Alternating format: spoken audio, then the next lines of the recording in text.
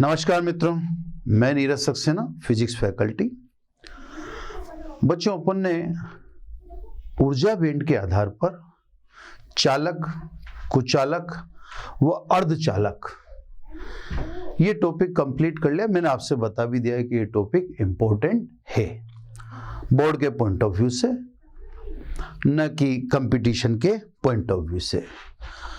तो सब मोटे तौर पर हमने बैंड के प्रकार समझ लिए हैं, ऊर्जा बैंड समझ लिया है और बैंड के आधार पर वर्गीकरण समझ लिया है।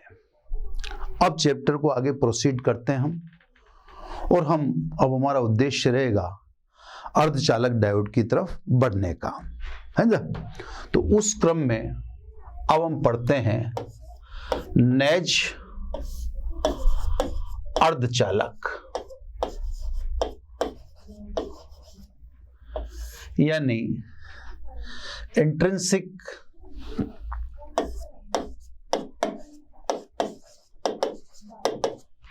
सेमीकंडक्टर,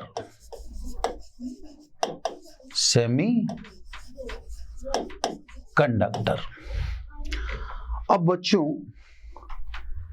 ये चीज पढ़ी जा रही है तो किसी विशेष कारण से पढ़ी जा रही है ना। तो पहले तो नेज अर्धचालक में हम क्या पढ़ रहे हैं, पहले उसकी बात करें। सिलिकॉन और जर्मेनियम के शुद्ध प्राकृतिक स्वरूप को नेज अर्धचालक कहते हैं, यानी 100% pure silicon and 100% pure germanium, इनको हम कहते हैं नेज अर्धचालक। अब आप सोचते होंगे कि भाई इसमें क्या विशेष है। तो पहली बात तो मैं आपको बच्चों बता दूं, सिलिकॉन प्योर फॉर्म में अवेलेबल नहीं होता है, ये सिलिकॉन ऑक्साइड या किसी अदर फॉर्म में, है ना, ये अवेलेबल होता है। तो पहली बात तो आपको सिलिकॉन ऑक्साइड या किसी अदर फॉर्म में है तो आपको एक्सट्रैक्ट करना पड़ेगा, वो भी एक अपने आप में मेथड है। तो सब ऐसा नहीं है कि हम शुद्ध पढ़ रहे हैं तो ये इतनी कंफर्टेबल या अवेलेबल हो, ऐसा नहीं है, नेचुरली अवेलेबल नहीं है। अगर आप प्योर सिलिकॉन की बात करेंगे तो नेचुरली अवेलेबल नहीं है, किसी फॉर्म में होता है और डाइऑक्साइड या किसी अन्य, जैसा मैंने आपको बताया। फिर इसका एक्सट्रैक्शन करते हैं और फिर प्योर सिलिकॉन हमारे हाथ में आता है। तो सब 100% प्योर सिलिकॉन और जर्मेनियम को नेज अर्धचालक कहते हैं। इंट्रिंसिक अगर मिलावट कर देंगे तो एक्सट्रिंसिक हो जाएगा, इम्प्योर हो जाएगा। ये प्योर है जिसको अभी अपन पढ़ रहे हैं, ठीक है साहब। अब नेज अर्धचालक यानी प्योर सिलिकॉन, प्योर जर्मेनियम के बारे में छोटी छोटी हर बातें पढ़ेंगे। इस बात को पढ़ चुकने के पश्चात आप ये तो समझ ही लो कि इसका मतलब इम्प्योरिटी मिलाई जाएगी। अगर इम्प्योरिटी नहीं मिलाई जाती होती तो फिर शुद्ध सिलिकॉन और जर्मेनियम पढ़ने का कोई मकसद ही नहीं होता। पर हम शुद्ध सिलिकॉन और जर्मेनियम पढ़ रहे हैं, इसका मतलब 100% यहां मिक्सिंग की जाएगी। इससे पहले आपको क्या पढ़ाया जा रहा है, प्योर, उनमें क्या स्थितियां हैं, क्या सिचुएशन है, क्या समस्याएं, वो सब स्टडी की जाएगी। छोटी छोटी बातों से बात चालू करेंगे। सबसे पहले इलेक्ट्रॉनिक विन्यास, है ना जा, इलेक्ट्रॉनिक विन्यास व वर्जित ऊर्जा अंतराल, है ना। हर चीज को डिस्कस करेंगे, जब पढ़ने बैठे ना उसको तो हर चीज डिस्कस की जाएगी। व वर्जित ऊर्जा अंतराल, क्लियर। इलेक्ट्रॉनिक विन्यास में पहले बात करें अपन सिलिकॉन की 14 14 का मतलब 1s2, 2s2, 2p6, 3s2 और 3p2। फोर्थ वैलेंस है, चतुर्थ वर्ग का है। फिर आ जाए साहब जर्मेनियम 32, यानी 1s2, 2s2, 2p6, 3s2, 3p6, 3d10 है ना। तो सब 14 आ चुके थे, 4 10 14 28 हो गए है ना। 28, 30 और ये 32, 32। वर्जित ऊर्जा अंतराल की बात करें तो सिलिकॉन का वर्जित ऊर्जा अंतराल थोड़ा सा ज्यादा है, 1.2 electron volt around, less than 3 electron volt है ना।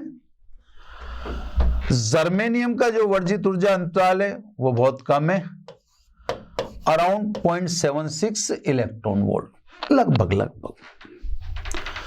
यानी चालकता अल्प ऊर्जा से अगर आप उत्पन्न कराना चाहते हो तो जर्मेनियम में करा सकते हो।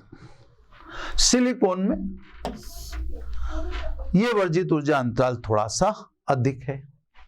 तो ये तो सब शुद्ध सिलिकॉन और शुद्ध जर्मेनियम का इलेक्ट्रॉनिक विन्यास, यानी arrangement of electron in orbit of silicon and germanium. Clear. अब सब क्रिस्टल संरचना, एक एक पहलू पे विचार किया जाएगा। क्रिस्टल संरचना है ना।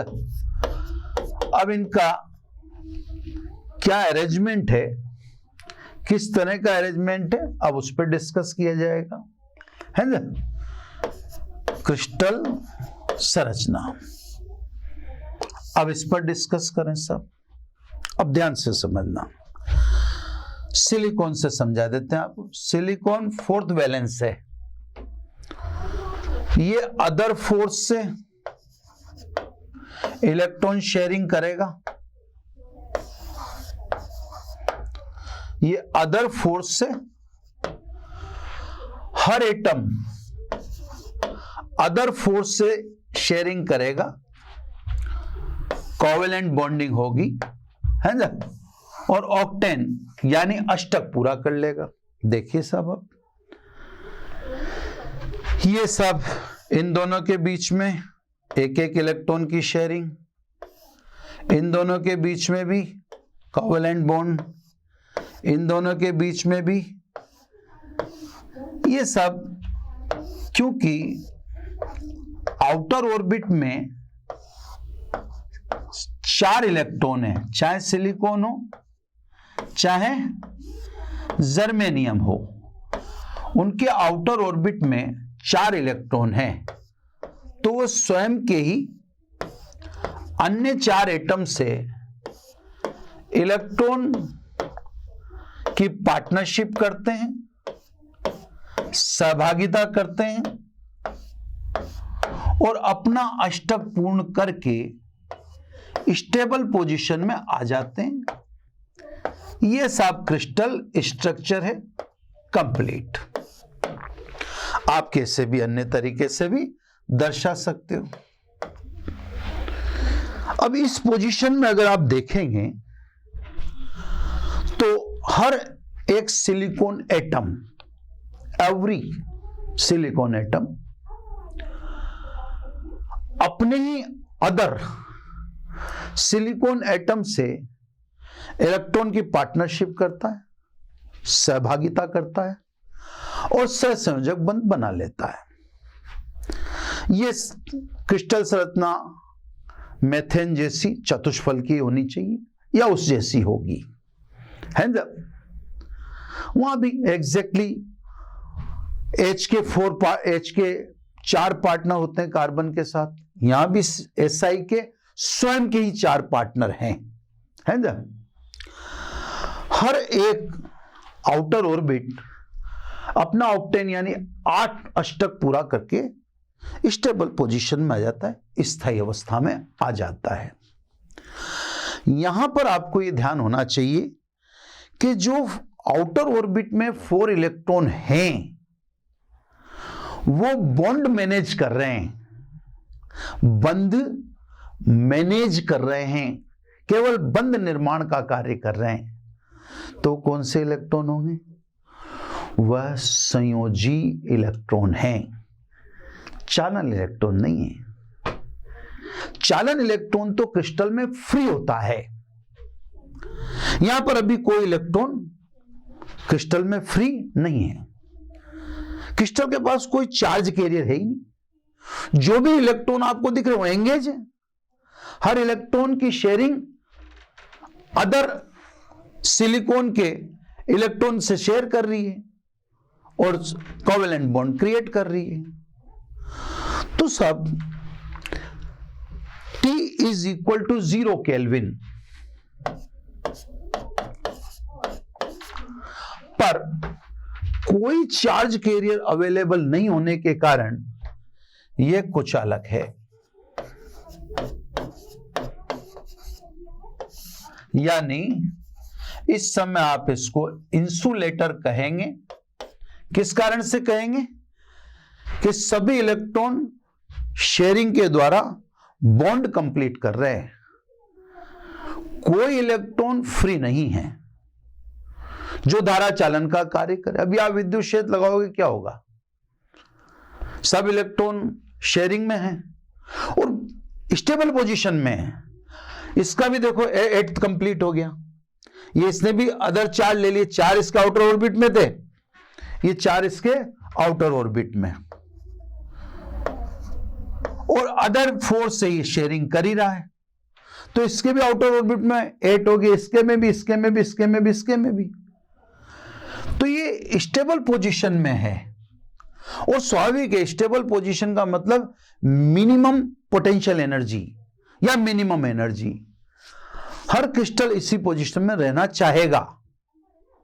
तो स्वाभाविक है इस समय आपको चार्ज कैरियर अवेलेबल नहीं होने के कारण ये नॉन कंडक्टर यानी इंसुलेटर की तरह बिहेव करेगा। क्लियर सब? अब इसी चीज को मैं एनर्जी ग्राफ से भी आपको दिखा देता हूं। एनर्जी ग्राफ अब बनाने का तरीका अपन थोड़ा सा चेंज कर दें, बॉक्सेस के रूप में बना दें बस, है ना? इंप्रूवमेंट कर रहे हैं। ये एनर्जी ग्राफ है ना, सिलिकॉन का आपको दिखा रखा है। तो इसमें रेंज ऑफ वैलेंस बैंड और रेंज ऑफ या minimum range of conduction band, ये कंडक्शन बैंड कहलाएगा और ये वैलेंस बैंड कहलाएगा। इनके बीच में जो है उसे वर्जित ऊर्जा अंतराल कहते हैं और वो कितना है वो हमने शो कर रखा। अप्रोक्सीमेटली ऑन एन एवरेज दोनों का ले लें तो यूं कह दें अप्रोक्सीमेटली 1 इलेक्ट्रॉन वोल्ट, एक एवरेज के रूप में अगर लिखें तो। इस समय आप देखेंगे T is equal to 0 kelvin पर। इस समय देखेंगे तो इलेक्ट्रॉन इसमें है ये। अब आपने जैसे मान लीजिए मैंने जब आपको बैंड बताया था उस समय बैंड में मैंने आपसे कहा था कि सब 8n अपने पास स्तर हैं और 4n अपने पास इलेक्ट्रॉन है। जब मैंने आपको फर्स्ट लेक्चर में बैंड की जो प्रोडक्शन बताई थी या बैंड का निर्माण समझाया था, उस समय मैंने आपको कहा था कि अपने पास बैंड तो 8n है यानी स्तर तो 8n है, लेकिन इलेक्ट्रॉन 4n है। लेकिन अब तो एक एक इलेक्ट्रॉन शेयर भी कर लिया इसने, तो अब तो इसका आउटर ऑर्बिट में 8 इलेक्ट्रॉन हो गए। तो अब 8n स्तर और 8n ही इलेक्ट्रॉन है ना, यानी अब फुलफिल है। ठीक है ना? तो सब वैलेंस बैंड में अपन इलेक्ट्रॉन दर्शा सकते हैं। अलग अलग एनर्जी लेवल पर ये हैं ब्लैंक नहीं, फुल है। ठीक है साहब, ये अपन ने इलेक्ट्रॉन शो कर दिए किसमें, वैलेंस बैंड ऑफ सिलिकॉन। इसके पास सब इलेक्ट्रॉन हैं, वो आपको ग्राफ में भी दिखा। लेकिन अभी सब किस में एंगेज हैं, बॉन्डिंग में। क्या कोई इलेक्ट्रॉन फ्री है, नहीं है। तो इस समय इसका जो कंडक्शन बैंड है वो ब्लैंक है। कंडक्शन बैंड में अपन अलग कलर भर देते हैं, पर वो दिखाएंगे ब्लैंक। तो सब आप नॉन कंडक्टर या इंसुलेटर को दूसरी तरह से भी समझा सकते हो। मतलब आप ये भी कह सकते हो कि T = 0 केल्विन पर सिलिकॉन का कंडक्शन बैंड खाली है, और सिलिकॉन का कंडक्शन बैंड खाली है, तो ये किसकी तरह बिहेव करेगा, नॉन कंडक्टर की तरह। तो कहने का मतलब एक ही चीज उससे भी समझाई जा सकती है, वही चीज इससे भी समझाई जा सकती है। कोई क्रिस्टल कुचालक है तो आप क्रिस्टल से समझा दो। यही तो कहोगे कि उसके पास कोई चार्ज कैरियर उपलब्ध ही नहीं है। जब चार्ज कैरियर अवेलेबल ही नहीं है तो उसमें धारा कैसे बनेगी। आप क्रिस्टल से ग्राफ से समझाओ तो आप यूं कह दो कि इसका कंडक्शन बैंड ब्लैंक है, बैलेंस बैंड भरा हुआ है, संयोजी बैंड भरा हुआ है। संयोजी बैंड भरे होने से क्या होता है, इलेक्ट्रॉन जब तक कंडक्शन बैंड में नहीं है तब तक धारा नहीं मिलेगी। तो आप दोनों तरफ से ये बात कह सकते हो। तो सब ये चतुर्थ वर्ग के दोनों फोर्थ ग्रुप के हैं। इनके बाह्यतम कोश में 4 इलेक्ट्रॉन होते हैं। ये अपने ही अन्य 4 परमाणुओं से इलेक्ट्रॉन की सहभागिता कर सहसंयोजक बंध बनाते हैं और अपना अष्टक पूर्ण कर स्थायी अवस्था में आ जाते हैं। इसलिए T = 0 केल्विन पर इनके पास कोई आवेशवाहक उपलब्ध नहीं है। अन्य शब्दों में इनका चालन बैंड खाली है, इससे ये कुचालक की भांति व्यवहार करते हैं। चलो सब है ना। अब सिचुएशन ताप प्रदान करने पर है ना, अब अपन एनर्जी देते हैं है ना। हमने आपको पहले ही बता दिया कि एनर्जी कितनी, रूम टेम्परेचर पर ले जाओ, इसको कमरे के ताप पर ले जाओ। कमरे के ताप पर यह एनर्जी अवेलेबल हो जाती है, यानी सभी संयोजी बैंड के इलेक्ट्रॉन ऊंचे लेवल पे तो आ ही जाएंगे। T = 0 केल्विन के कंपैरिजन में तो हाई लेवल पे तो आ ही जाएंगे। अब तो इनिशिएट करने के लिए थोड़ा सा विद्युत क्षेत्र लगाना पड़ेगा या थोड़ी सी एक्सटर्नल एनर्जी देनी पड़ेगी। 2 काम में से एक काम करना अपने को। क्लियर। तो सब अब हम बात करते हैं कमरे के ताप पर, है ना। तो मेरे को बार बार इधर उधर तो जाना आना पड़ेगा, इधर से उधर, उधर से इधर। चलो कोशिश करता हूं पहले यहां पर बात समझाने की। कमरे के ताप पर, कमरे के ताप पर ऊर्जा इतनी पर्याप्त मिल जाती है ना, जितनी आप वर्जित ऊर्जा अंतराल के रूप में देख रहे हैं। अब क्या होगा, है ना। अब ध्यान से देखना कि जैसे ही इलेक्ट्रॉन को ऊर्जा उपलब्ध होगी, अब पहले क्रिस्टल में आओ, है ना। ऊर्जा उपलब्ध होते ही बॉन्डिंग ब्रेक होगी और इलेक्ट्रॉन फ्री होकर, बॉन्डिंग से फ्री होकर क्रिस्टल में कूद जाएगा। बॉन्डिंग से वो फ्री हो गया। अब इलेक्ट्रॉन, एक मिनट, उसको वहां पे मेरे को एक बार इरेज करना पड़ेगा ना, यहां पे है ना। अब ये इलेक्ट्रॉन टेम्परेचर मिलने के कारण बॉन्डिंग से फ्री हो गया। ये एक तरह से आप समझ लो बॉन्डिंग ब्रेक होगी एट रूम टेम्परेचर। क्यों? क्योंकि that energy available at room temperature. ठीक है। अब ये एनर्जी मिलते ही इलेक्ट्रॉन क्रिस्टल में कूद गया। ये इलेक्ट्रॉन अब चार्ज कैरियर के रूप में आपको उपलब्ध हो चुका है। अब धारा बनेगी क्योंकि यह बॉन्डिंग से फ्री हो चुका है, बॉन्डिंग ब्रेक हो चुकी है। बंद निर्माण से निकला हुआ इलेक्ट्रॉन फिर कहां जाएगा? जब संयोजी बैंड में इलेक्ट्रॉन नहीं रहा तो इसका मतलब वो कहां गया? कंडक्शन बैंड में आ गया। यानी ये इलेक्ट्रॉन कूदकर कहां चला गया?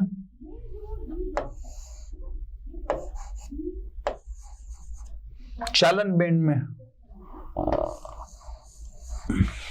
यहां कुछ अलग सा दिख रहा है। अब जब ये इलेक्ट्रॉन कूदकर चालन बैंड में चला गया तो अल्प चालकता तो आएगी। अभी एक एक इलेक्ट्रॉन ही तो दिखा रहे अपन, तो सब चालकता तो आने लगी, भले अल्प ही, क्योंकि सभी इलेक्ट्रॉन थोड़ी आ रहे हैं। अपन, मैंने आपको कहा ना, जो आप ऊर्जा देते हो उसमें बहुत दिक्कत है। वो ऊर्जा इलेक्ट्रॉन अदर को डिस्ट्रीब्यूट भी कर देता है अगर वो वर्जित ऊर्जा अंतराल के बराबर नहीं है तो। यह भी तो समस्या है कि दी जाने वाली ऊर्जा वर्जित ऊर्जा अंतराल के बराबर नहीं है तो इलेक्ट्रॉन अदर पार्टनर्स को ही डिस्ट्रीब्यूट कर देता है, एनर्जी रीडिस्ट्रीब्यूशन हो जाता है। और जिसके पास निकलने योग्य या चालन बैंड में जाने योग्य या वर्जित ऊर्जा अंतराल जितनी ऊर्जा बाहर आ जाती है तो वही कूद जाता है। तो अभी कौन से सारे इलेक्ट्रॉन कूद गए? सारे इलेक्ट्रॉन कूदाने हैं तो आपको एनर्जी और भी देनी पड़ेगी। अभी तो आप बस उसको समझिए। अब ये इलेक्ट्रॉन क्रिस्टल में कूद गया जो धारा बनाएगा, इससे धारा मिलेगी। लेकिन इस इलेक्ट्रॉन के कूदने से यहां पर खाली जगह रह गई। इलेक्ट्रॉन जहां से हटा या इलेक्ट्रॉन किसी जगह से हटा तो इलेक्ट्रॉन के हट जाने से वह जगह रिक्त अर्थात खाली रह जाती है। इस रिक्त स्थल को हॉल कहते हैं। इस रिक्त स्थल को हॉल, क्वार्टर या विवर कहा जाता है ना। इसको साहब अपन ऐसे दिखा सकते हैं या जैसे भी आपकी इच्छा है उससे दिखाना डिसाइड नहीं करते अभी तो अपन केवल बात करते हैं, है ना। तो इससे साहब अपन होल कहते हैं। अब होल का अपना इंट्रोडक्शन। होल क्या है सब? तो इलेक्ट्रॉन डिफिशियंसी अगर कहीं होगी, इलेक्ट्रॉन की अगर कमी कहीं होगी तो स्वाभाविक है वहां पर उतना ही आवेश होगा जितना इलेक्ट्रॉन पर था, लेकिन वो क्या होगा? धनात्मक। तो इसका मतलब इसके हट जाने से इलेक्ट्रॉन के जो डिफिशियंसी ऑफ इलेक्ट्रॉन क्रिएट हुआ है, जो इलेक्ट्रॉन की न्यूनता पैदा हुई है, तो उस जगह आवेश इलेक्ट्रॉन के बराबर वह धनात्मक होगा। तो there is charge is positive, यहां चार्ज धनात्मक है। क्लियर? होल का इफेक्टिव मास यानी प्रभावी द्रव्यमान इलेक्ट्रॉन से ज्यादा है। तो साहब ये होल का परिचय हो गया। इसे अपन एक तरह से फिलहाल H लिख दें। ये होल का परिचय। तो ये क्या है सब? हॉली, क्लियर? इसे अपन हॉल कह रहे हैं। हॉल का इंट्रोडक्शन भी दे दिया। तो दोनों चार्ज कैरियर सेम कैटेगरी के नहीं है। इलेक्ट्रॉन है नेगेटिव चार्ज है, होल है पॉजिटिव चार्ज है। इलेक्ट्रॉन है नेग्लिजिबल मास से नगण्य द्रव्यमान है, होल है अधिक द्रव्यमान है।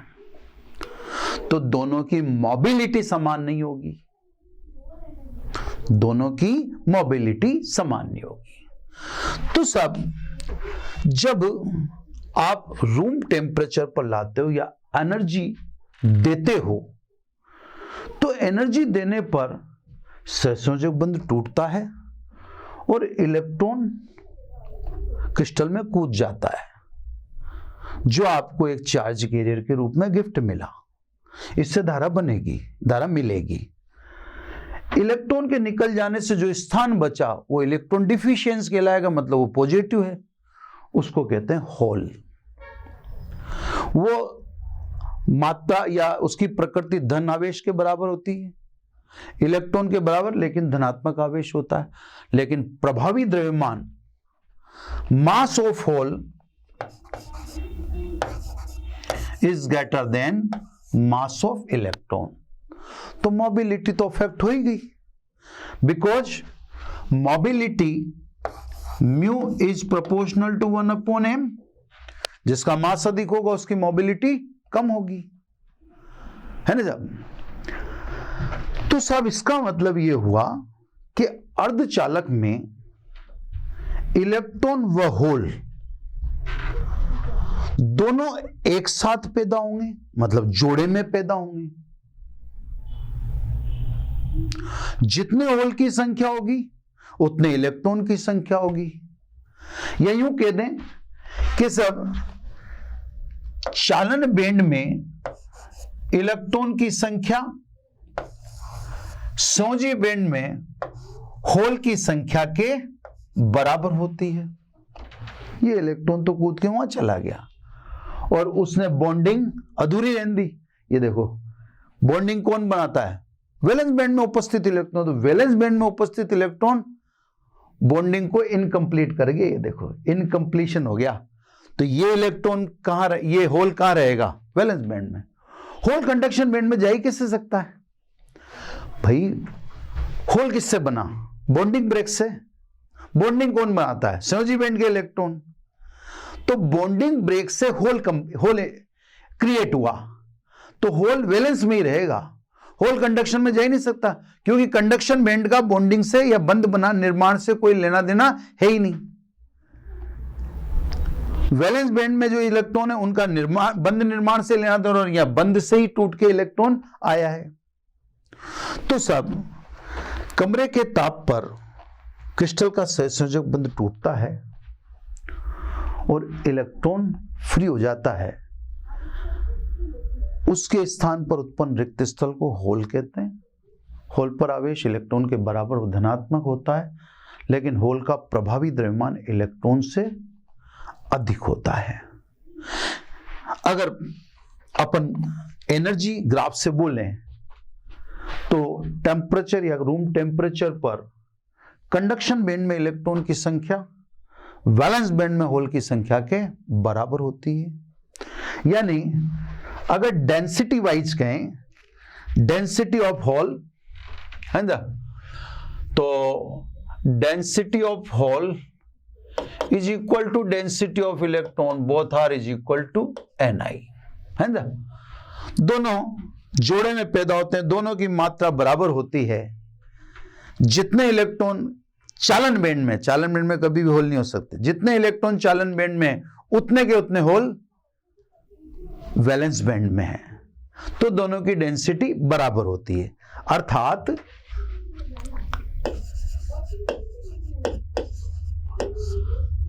n hole into n electron is equal to Ni square. अब देखा क्या होल भी चलेगा क्या? होल भी चल सकता है क्या? भाई वो तो एक रिक्त स्थान है ना, इलेक्ट्रॉन तो चलेगा, वो तो फ्री हो चुका, तो इलेक्ट्रॉन तो चलेगा। क्या होल भी चलेगा क्या, चल सकता है क्या? चलो सब, ये मैं आपको कुछ एटम दिखाता हूं, है ना,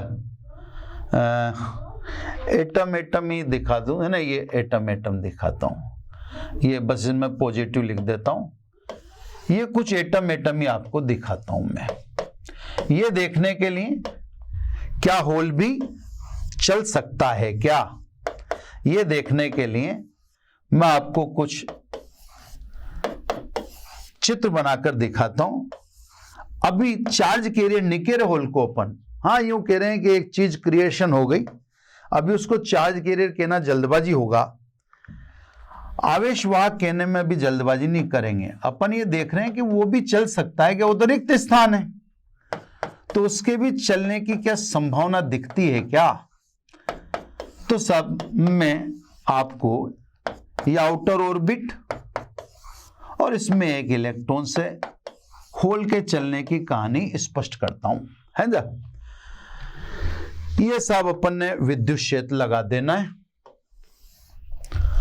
ये इधर प्लेट पॉजिटिव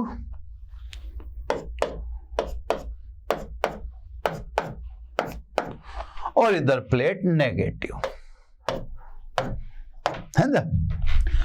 इसमें अपन सब में एक एक इलेक्ट्रॉन से बात समझ में आ जाएगी अपने ने, तो अपन ज्यादा समय बेकार ना करें, है ना। एक एक इलेक्ट्रॉन से कलर चेंज कर लेंगे अपन। जैसे आपने विद्युत क्षेत्र लगाया, देखो मैं आपको पहले ही बता चुका हूं, अभी फिर भी बता रहा हूं, विद्युत क्षेत्र लगाना, विभवांतर आरोपित करना, इन सभी का मतलब एक है ऊर्जा देना, ठीक है सर। अब अपन ने जैसे ही विद्युत क्षेत्र आरोपित किया, विद्युत क्षेत्र के कारण बल लगेगा, यह एक तरह से अपन ने ऊर्जा दे दी। ऊर्जा देते ही ये इलेक्ट्रॉन यहां से शिफ्ट होगा, अभी दिखाता हूं, है ना, ये आपको यहां पे भी दिखाता है। ये इस जगह से इलेक्ट्रॉन फ्री हुआ, जैसे अभी मैंने आपको क्रिस्टल में दिखाया, है ना।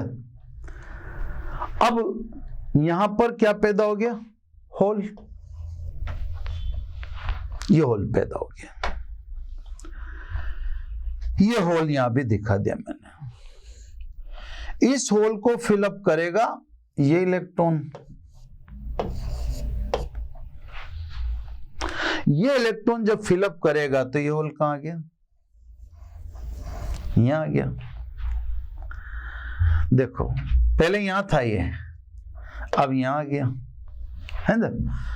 पहले चित्र को मत देखो इधर, है ना, पहला चित्र इसका हटा देते हैं, है ना, ठीक है। अब देखते जाओ आप, भाई अपन ये देख रहे हैं कि होल भी चलता है क्या, चल सकता है क्या। अब ये होल इलेक्ट्रॉन डिफिशियंस है, ये देखो, एक मिनट, ये होल, एक मिनट, चलो, है ना,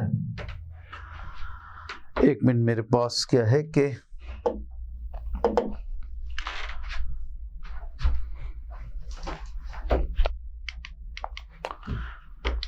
चलो, है ना, अब आ जाते हैं।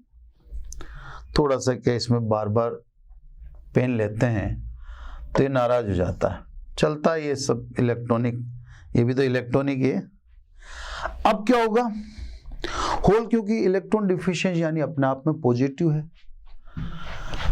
ये इलेक्ट्रॉन को अट्रैक्ट करेगा, ये इलेक्ट्रॉन यहां शिफ्ट हुआ, अब ये होल इस जगह आ गया, होल भी चल रहा है, देखो आप। फिर इस होल को ये इलेक्ट्रॉन फिलअप करेगा और होल यहां आ जाएगा, होल भी चल रहा है ना।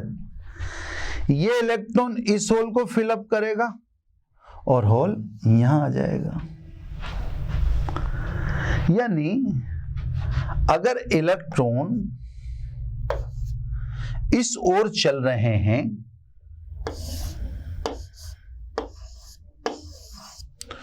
तो होल उसके जस्ट अपोजिट चल रहा है।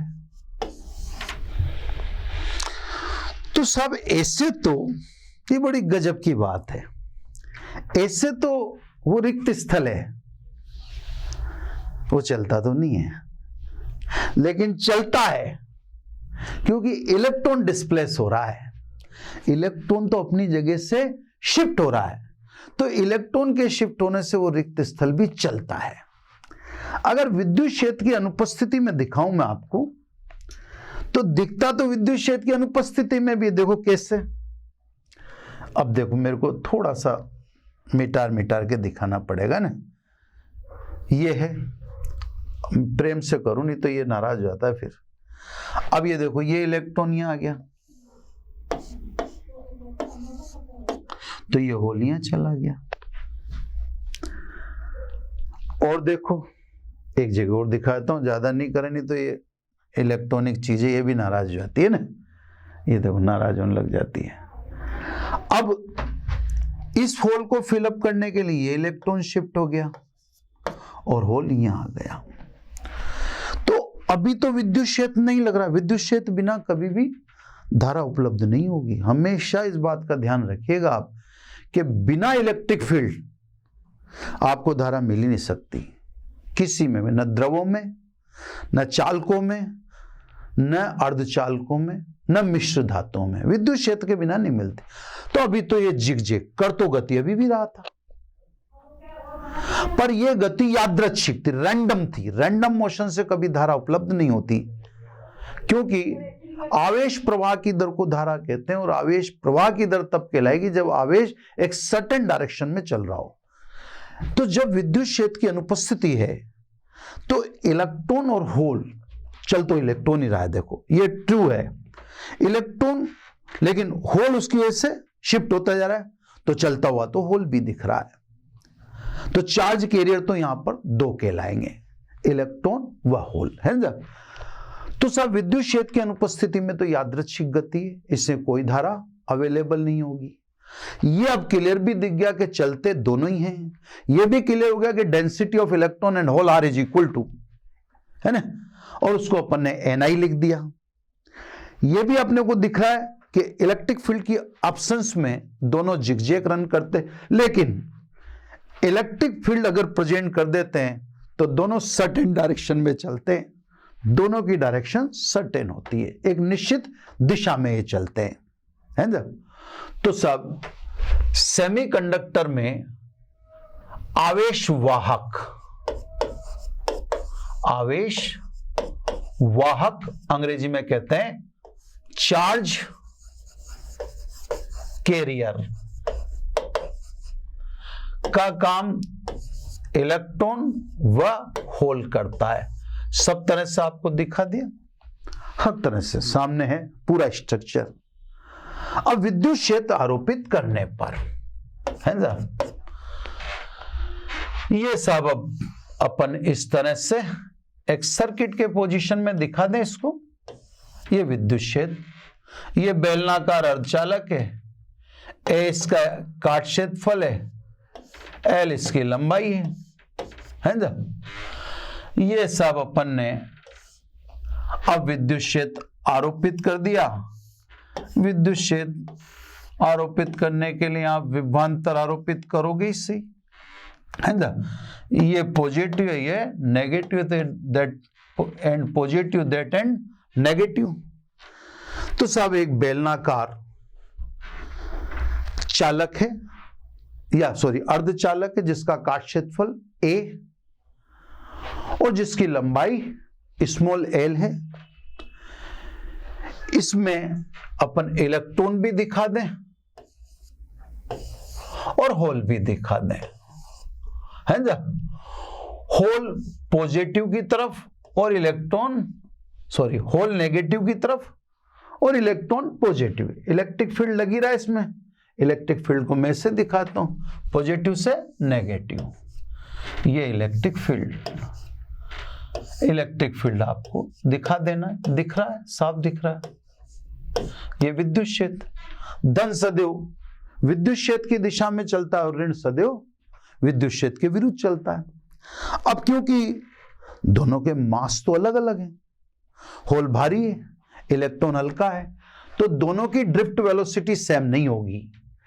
तो ड्रिफ्ट वेलोसिटी दोनों की अलग अलग लिख दें। इलेक्ट्रॉन की ड्रिफ्ट वेलोसिटी को वी लिख दें और होल की ड्रिफ्ट वेलोसिटी को वी पॉजिटिव लिख दें, या वी पॉजिटिव वी नेगेटिव नाम डाल देते हैं। तो इलेक्ट्रॉन की को वी नेगेटिव बोल देते हैं ना, ये इलेक्ट्रॉन की ड्रिफ्ट वेलोसिटी को वी नेगेटिव और होल की ड्रिफ्ट वेलोसिटी को वी पॉजिटिव बोल देते हैं, है ना। एकांक आयतन में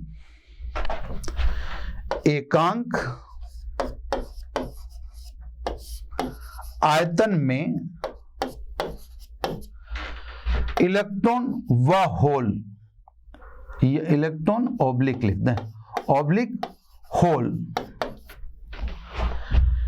की मात्रा क्रमशः n व p हो तो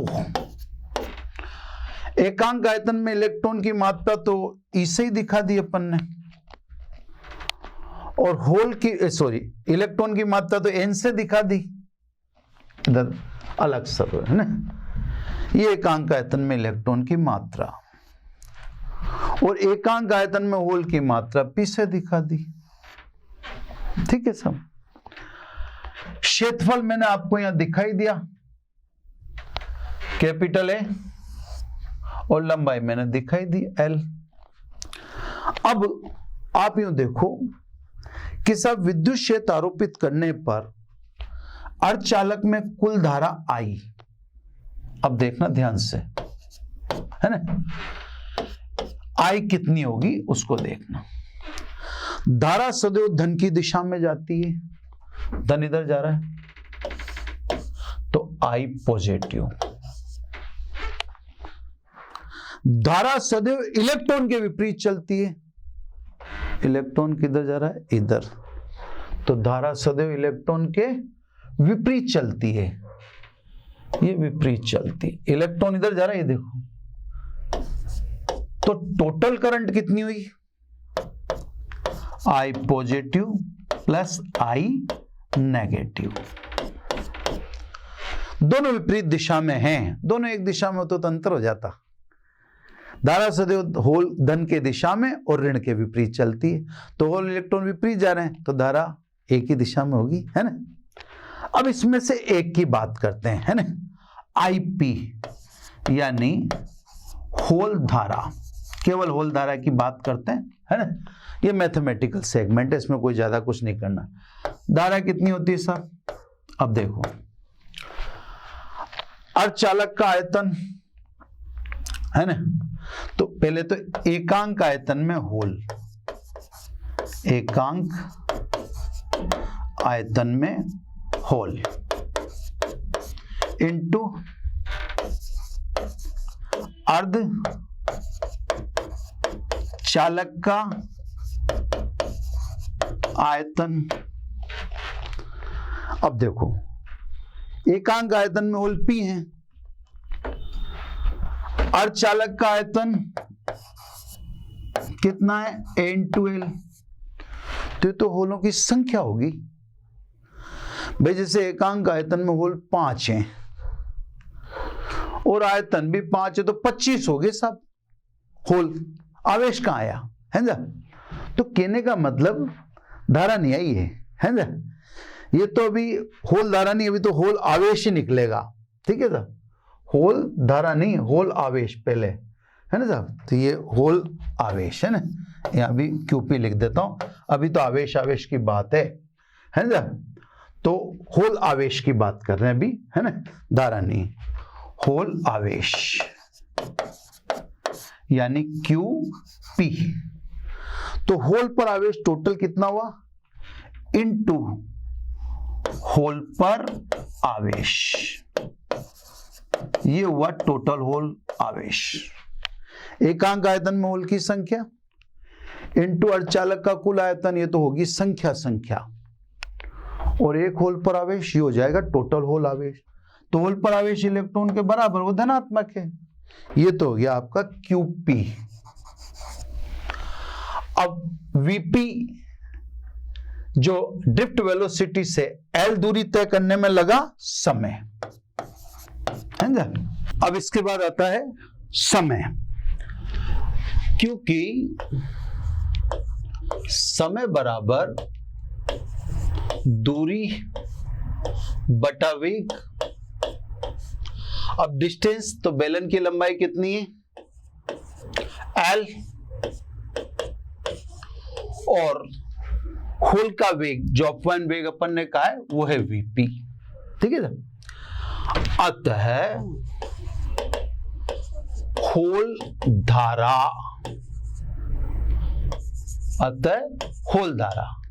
तो सब IP is equal to QP upon T। QP का मान मैंने बता ही दिया आपको 2 में, ये समीकरण 3। तो QP का मान आप 2 से रख दीजिए, देखिए आप, है ना। QP का मान आप इक्वेशन 2 से रख दिए, PALE, ठीक है।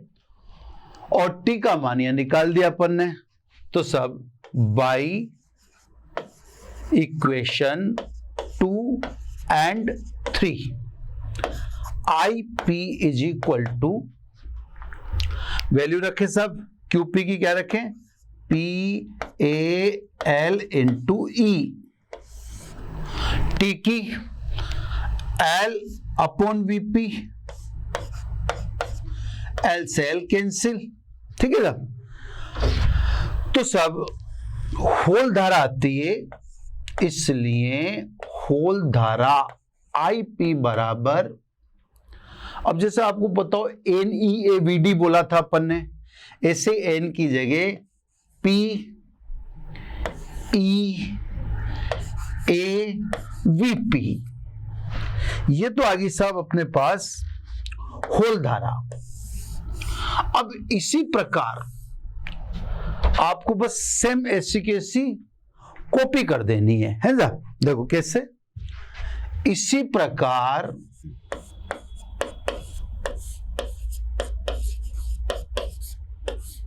इलेक्ट्रॉन धारा है ना, यानी IN।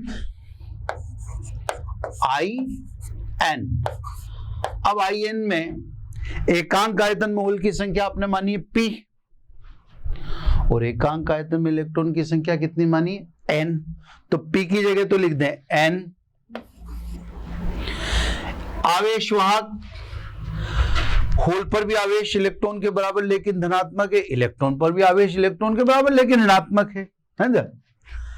Area of cross section same है इससे ही, लेकिन इलेक्ट्रॉन का अपवहन वेग Vn है।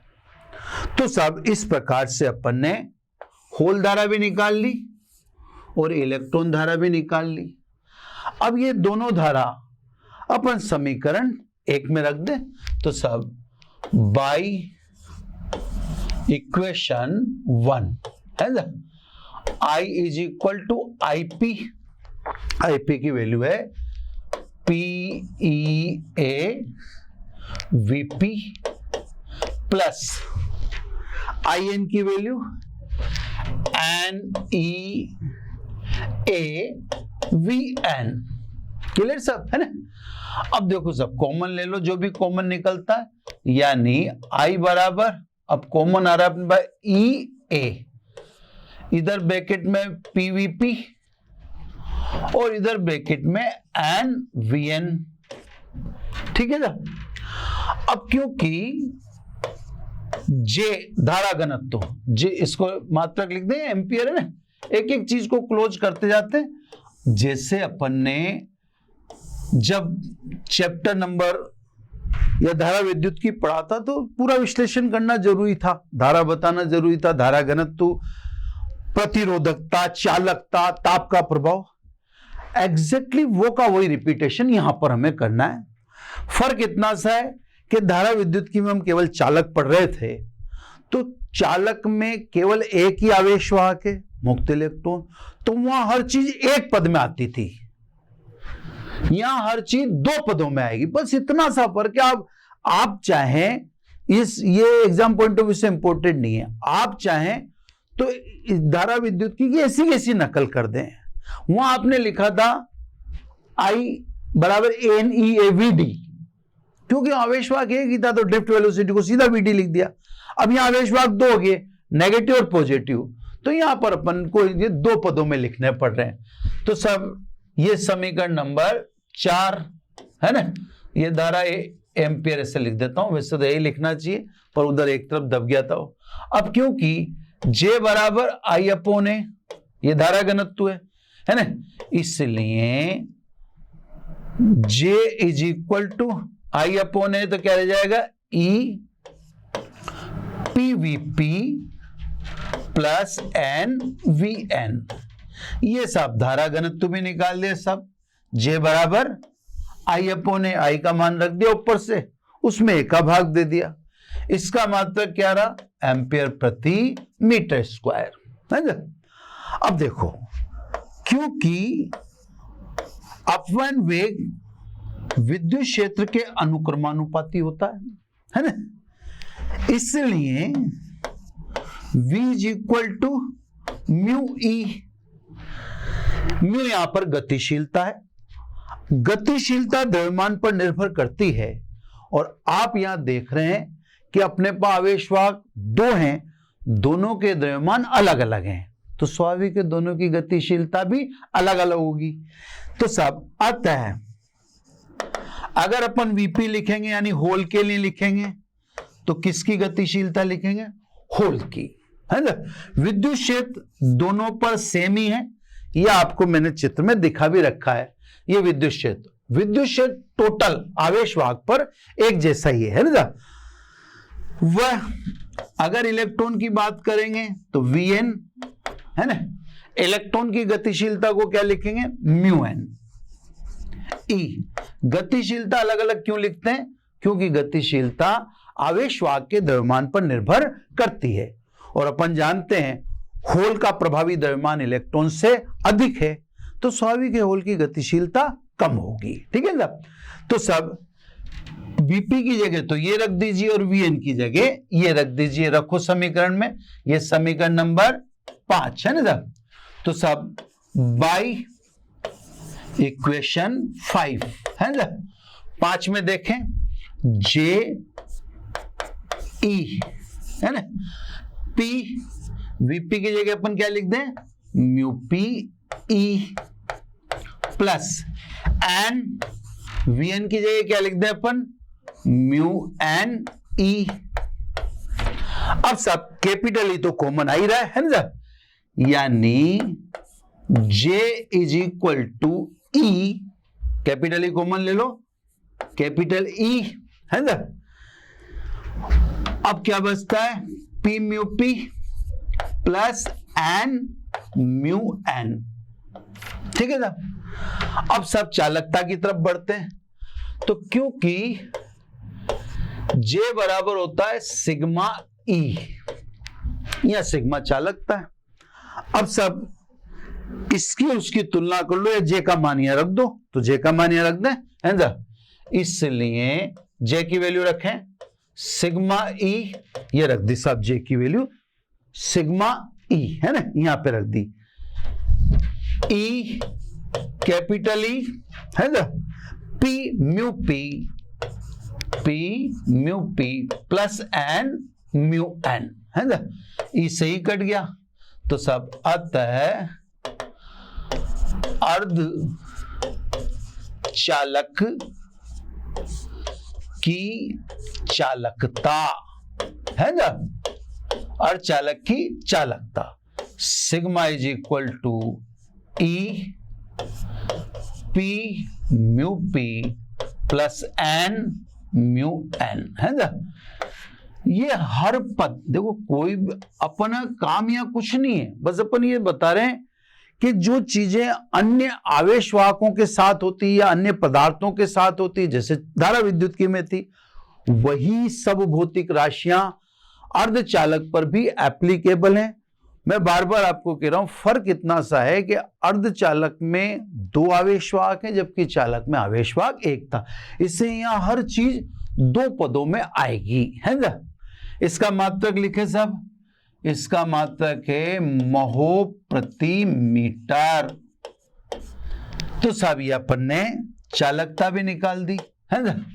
अब प्रतिरोधकता, क्योंकि प्रतिरोधकता इज इक्वल टू 1 चालकता, ये यूं कहते हैं, चालकता के व्युत्क्रम को प्रतिरोधकता कहते हैं। इसलिए प्रतिरोधकता,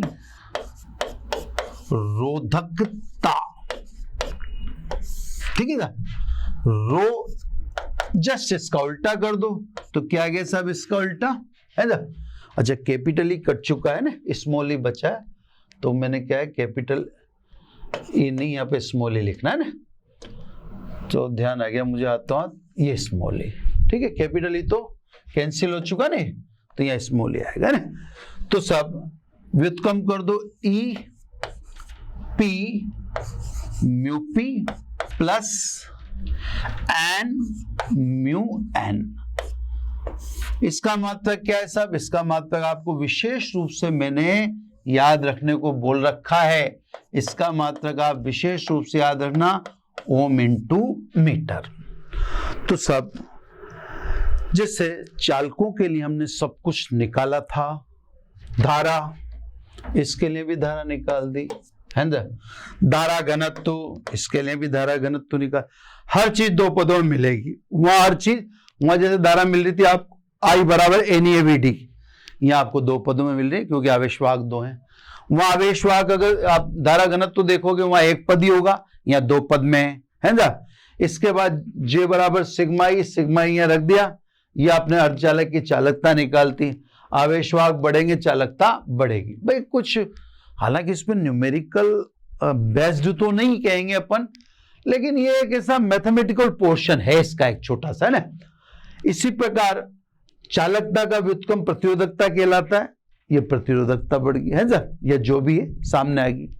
तो ये नेज अर्धचालक के बारे में। अब लास्ट में है ना, लास्ट में ताप का प्रभाव, ताप का प्रभाव, है ना, ये थोड़ा सा विशेष है ना। देखो साहब, मैंने आपको जब धारा विद्युत की पढ़ाया था, तो प्रतिरोध व प्रतिरोधकता पर ताप का प्रभाव पढ़ाया था। मैंने आपको बताया था अल्फा ताप प्रतिरोध गुणांक है। अगर अल्फा धनात्मक होता है तो आपको समझ लेना चाहिए कि ताप बढ़ने से प्रतिरोध बढ़ेगा, ताप घटने से प्रतिरोध घटेगा। अगर अल्फा धनात्मक है तो, ठीक है साहब, यहां दिखा देता हूं मैं, फिर कैंसिल कर दूंगा। अल्फा अगर धनात्मक है तो समझ जाओ ताप बढ़ेंगे तो प्रतिरोधकता बढ़ेगी, और ताप घटेगा तो प्रतिरोधकता घटेगी। ये तो अल्फा पॉजिटिव का मतलब। एक मैंने आपको बताया था अल्फा अप्रोक्सीमेटली 0, ये मिश्र धातुओं के लिए बताया था। तो मैंने आपसे कहा था ताप बढ़े चाहे ताप घटे, प्रतिरोधकता में कोई परिवर्तन नहीं हो, delta rho is equal to 0। तो समझ जाना अल्फा 0 है। अब यहां पर एक और बताया था मैंने आपको, अल्फा अगर ऋणात्मक है तो फिर इसका ठीक उल्टा समझ लो। तो सब मैं आपको समझाऊं कि अर्धचालकों के लिए, एक मिनट है ना, थोड़ा नीचे चला गया ना वो, तो वापस उसको देखो, मैं दो अलग कलर का पेन ले लेता हूं। देखो, अर्ध चालकों के लिए, बात तो अर्धचालकों के लिए हो रही है, खैर अल्फा नेगेटिव होता है। अब अल्फा नेगेटिव, ये वन तो नहीं है ना, अल्फा नेगेटिव होता है का क्या मतलब है? अल्फा नेगेटिव का मतलब यह है कि ताप बढ़ता है तो प्रतिरोधकता घटती है। वह ताप घटता है तो प्रतिरोधकता बढ़ती है। इसका ठीक उल्टा है ना, चालकों में तो क्या होता है, ताप बढ़ता है तो प्रतिरोधकता बढ़ती है। अर्धचालकों के लिए अल्फा क्या है, ऋणात्मक है। उसका मतलब क्या है, ताप बढ़ता है तो प्रतिरोधकता घटती है, उल्टा अर्थ है ना। अल्फा धनात्मक है तो ताप घटता है तो प्रतिरोधकता घटती है, और अल्फा ऋणात्मक है तो ताप घटता है तो प्रतिरोधकता बढ़ती है। तो बच्चों, ताप का प्रभाव जो अर्धचालकों के लिए है वह बिल्कुल चालक से या धातुओं से बिल्कुल उलट है। आप यूं समझो कि ताप के प्रभाव के कारण ही अर्धचालक एक श्रेणी ने जन्म ले लिया। अगर मान लो दोनों में ताप का प्रभाव सेम होता, किसमें, चालक में और अर्धचालक में, तो अर्धचालक का अलग से वर्गीकरण करने की आवश्यकता होती ही नहीं। लेकिन दोनों में यह प्रभाव एक जैसा नहीं है ना। उस वजह से एक वर्गीकरण में एक चीज और नई आके खड़ी होगी, उस एक चीज को हम क्या कहते हैं, अर्धचालक। तो ये तो बच्चों शुद्ध सिलिकॉन और शुद्ध जर्मेनियम के लिए है ना। सारा विश्लेषण मैंने आपको बता दिया, इंपॉर्टेंट नहीं है, और इस धारा विद्युत की कॉपी है, 2 पदों में मिलेगा, ठीक है ना। बाकी फिर अब कल कुछ और देखेंगे। शुद्ध पड़ा है तो स्वाभाविक है वह शुद्धि मिला के देखेंगे, उस अर्धचालक को क्या कहेंगे उसकी बात आपसे कल करेंगे। तो बस आज इतना ही, बाकी कल लेते हैं। Thank you very much. आशा करता हूं हमारे टॉप एजुकेटर का यह लेक्चर आपको पसंद आया होगा। अगर पसंद आया है तो वीडियो को लाइक करिए, चैनल को सब्सक्राइब करिए और शेयर भी करिए, क्योंकि ज्ञान बांटने से बढ़ता है और सही बताऊं तो पुण्य भी मिलता है। मुझे सुनने के लिए बहुत बहुत धन्यवाद। Thank you.